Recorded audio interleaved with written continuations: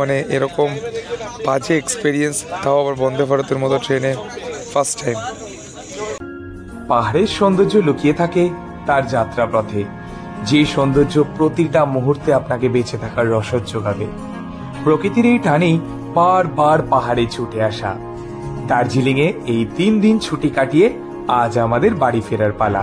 আর আমরা বাড়ি ফেরার জন্য বেছে নিই 22302 এনজিপি হাওড়া বন্দে ভারত এক্সপ্রেস। অন্যান্য ট্রেনের রেসপেক্টে এই ট্রেনের ভাড়া কিঞ্চিত বেশি হলেও রয়েছে প্রচুর রকমের সুযোগ সুবিধা। আর মেন অ্যাডভান্টেজ, দিনের দিন আপনারা এনজিপি থেকে ফিরে আসতে পারবেন হাওড়া স্টেশনে। আমরা কিভাবে কলকাতা থেকে বন্দে ভারতে করে দার্জিলিং পৌঁছেছিলাম, দার্জিলিং এ এসে আমরা কোন কোন লোকাল সাইট সিইং দেখি, টয় ট্রেনের অভিজ্ঞতা, সেই সমস্ত কিছু আমাদের এই চ্যানেলের প্লে লিস্টে থাকা আগের ভিডিওগুলোতে পেয়ে যাবেন। কোনো কারণে যদি ভিডিওগুলো মিস করে যান, দেখার জন্য অনুরোধ থাকলো। তো ফাইনালি আমরা চলে এসেছি এনজিপি স্টেশনে।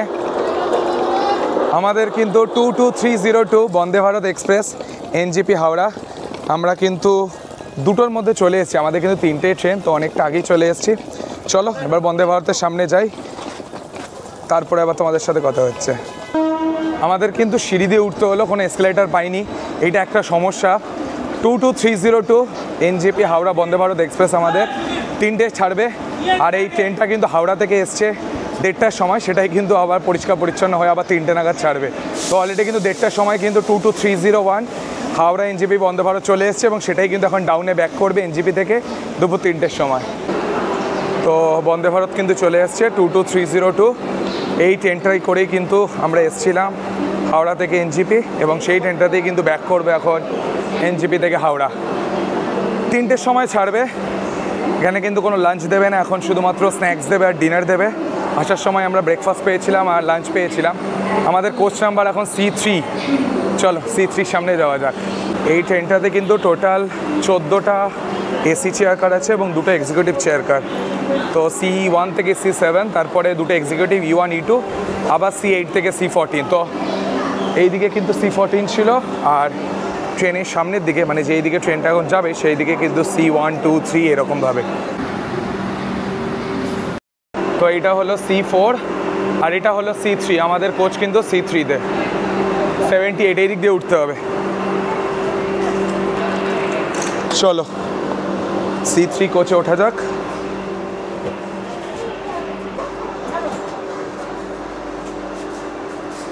তো এখন ঘড়িতে বাজে 2:43 আর শিডিউল টাইম কিন্তু 3টের সময় কিন্তু 22302 এনজিপি হাওড়া বন্দে ভারত এক্সপ্রেস ছাড়বে। তো গাড়িতে উঠতে উঠতেই একটা লস্যি খেলাম। এই লস্যিটা কিন্তু বন্দে ভারত দেয়নি, এটা কিন্তু আমরা মিরিক যাওয়ার পথে কিনেছিলাম।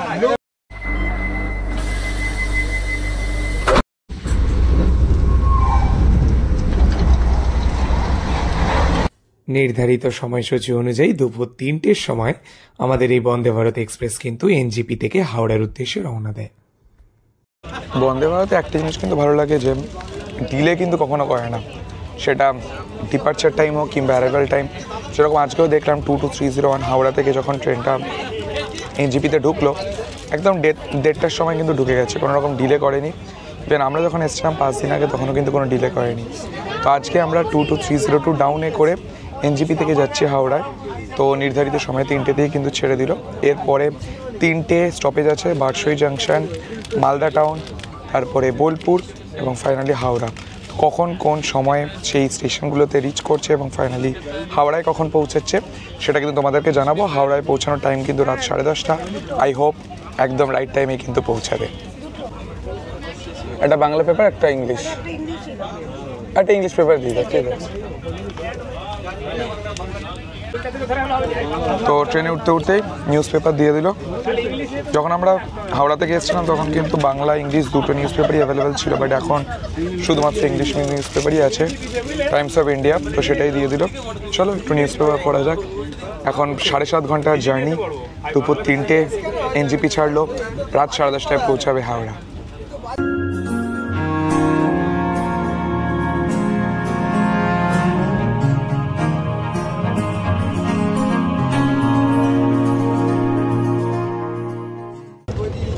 भारतीय रेल आपकी তো ট্রেনে উঠতে উঠতেই কিন্তু দুজনের জন্য দুটো 1 লিটারের জলের বোতল দেওয়া হলো। মানে ট্রেন চালু হওয়ার 5 থেকে 10 মিনিটের মধ্যেই কিন্তু প্রত্যেক মাথা পিছু 1 লিটার করে জলের বোতল দিয়ে দিল। তো আমরা তো এখন C3 মানে এসি চেয়ার কারে আছি। তো এসি চেয়ার কারে কিন্তু মাথা পিছু ভাড়া কিন্তু 1495 টাকা করে। তোমরা IRCTC কিংবা অন্য যে কোনো মেক মাই ট্রিপ, গোয়াইবিউ এইসব জায়গা থেকেও বুক করতে পারো। আর যদি তোমরা এক্সিকিউটিভ চেয়ার কারে, যেখানে দুটো এক্সিকিউটিভ চেয়ার কার আছে E1 E2, সেগুলোতে ট্রাভেল করতে তাহলে তোমাদের পে করতে হতো 2760 টাকা করে।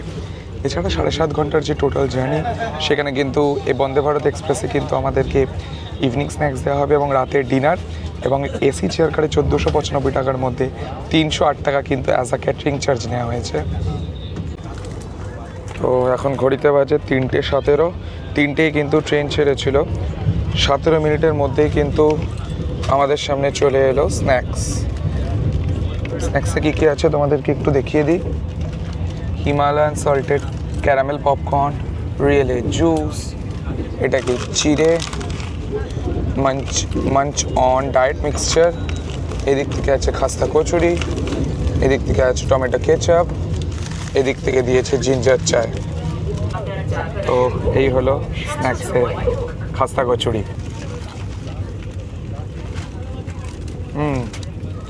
খেতে ভালো।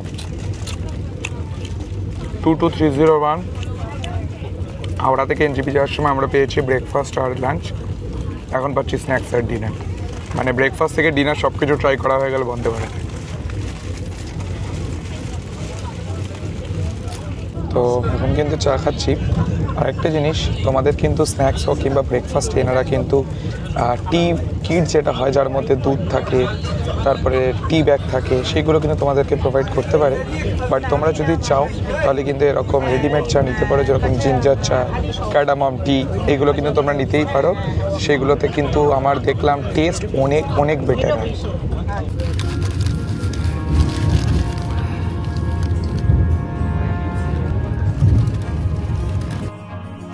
দিনের বেলা ট্রেন জার্নিতে বিভিন্ন ট্রেনের সঙ্গে দেখা হওয়া একটা বাড়তি পাওনা। এই বিভিন্ন ট্রেনের আসা যাওয়া দেখতে দেখতেই কিন্তু বেশ খানিকটা সময় কাটিয়ে দেওয়া যায়। তো আমাদের এই টোটাল যে 7.5 ঘন্টার জার্নি, তার প্রথম স্টপেজটা কিন্তু বারসই জাংশন। NGP থেকে শুরু হয়েছিল 3টের সময়, 4:28 ছিল বারসই জাংশনে ঢোকার টাইম। এখন ঘড়িতে বাজে 4:35 আর বারসই জাংশন চলে এসছে।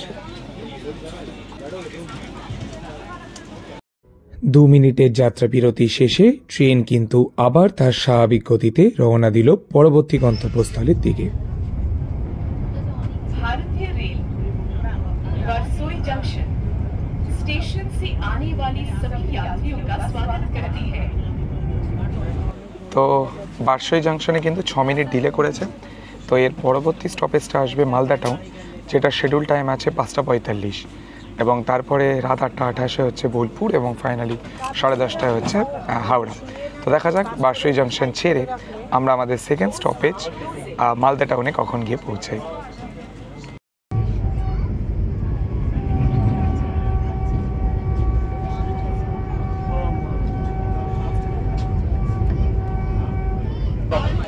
তো ফাইনালি আমরা কিন্তু আমাদের এই 7.5 ঘন্টার জার্নির দ্বিতীয় স্টপেজে চলে এসেছি। আমরা এখন আছি মালদা টাউনে। চলে এসেছি মালদা টাউন। মালদা টাউনে আসার সময় ছিল 5:45, এখন কিন্তু বাজে 5:47। মালদা টাউনে চলে এসেছি। তো এরপরে কিন্তু 8:28 আমাদের থার্ড স্টপেজ বোলপুর, এবং ফাইনালি রাত 10:30 হাওড়া। তো বন্দে ভারতে কিন্তু দুবার কিন্তু চা দেওয়া হয়। তো চা কিন্তু এবার শেষ, তাই জন্য কফি দিল।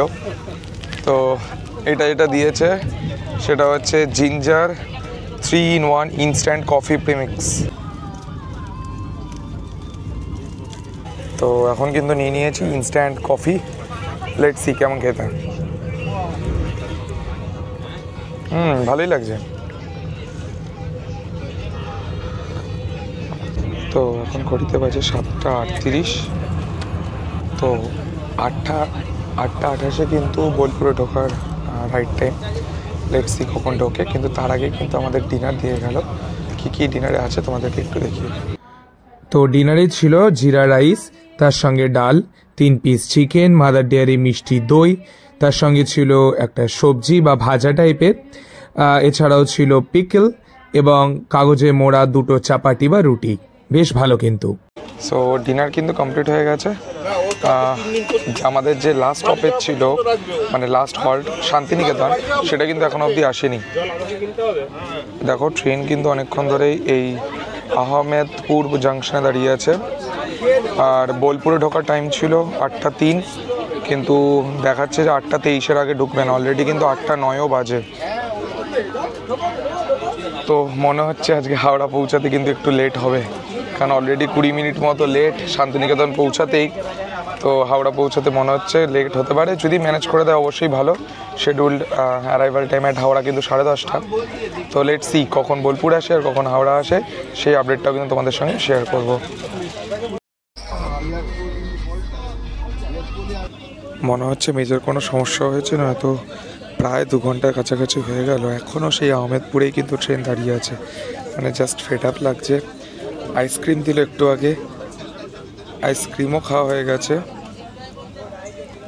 কিন্তু আইসক্রিম দিয়ে পেট ঠান্ডা হবে, কিন্তু টেনশন কি আর দূর হবে? মানে যেখানে আমাদের 10:30টায় পৌঁছানোর কথা, সেখানে এখন 9:30 বাজে আর আমরা সেই আহমেদপুরে। এখনও বোলপুর আসা বাকি, হাওড়া জানি না।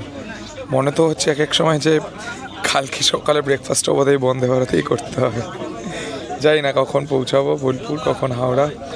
যখনই হোক আপডেট দেবো। মানে এরকম বাজে এক্সপিরিয়েন্স, তাও আবার বন্দে ভারতের মতো ট্রেনে ফার্স্ট টাইম।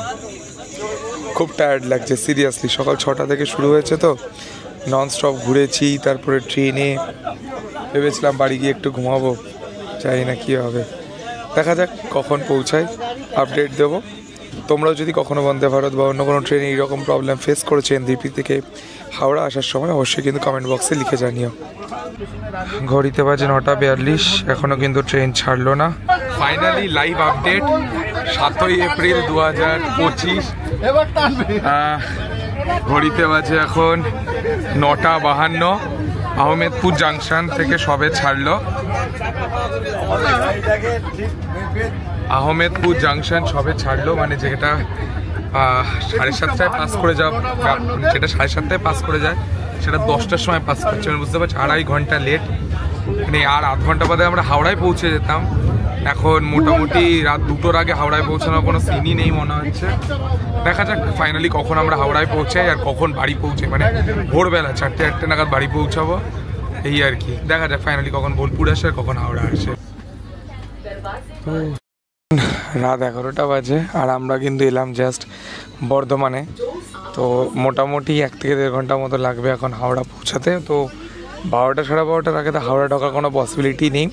যেখানে আমরা রাত 10:30টায় হাওড়া পৌঁছাতাম, তো সেখানে মোটামুটি 12:30টায় গিয়ে হাওড়া পৌঁছাবো।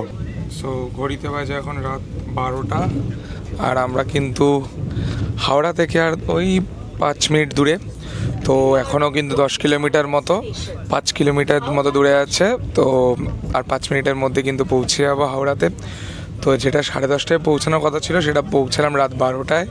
বাড়ি ঢুকতে আরও 1 থেকে 1.5 ঘন্টা মতো লেগেই যাবে। তো এটাই ছিল আজকের আমাদের আপডেট। ভিডিওটা ভালো লাগলে অবশ্যই লাইক করো, কমেন্ট করো, শেয়ার করো। বাই।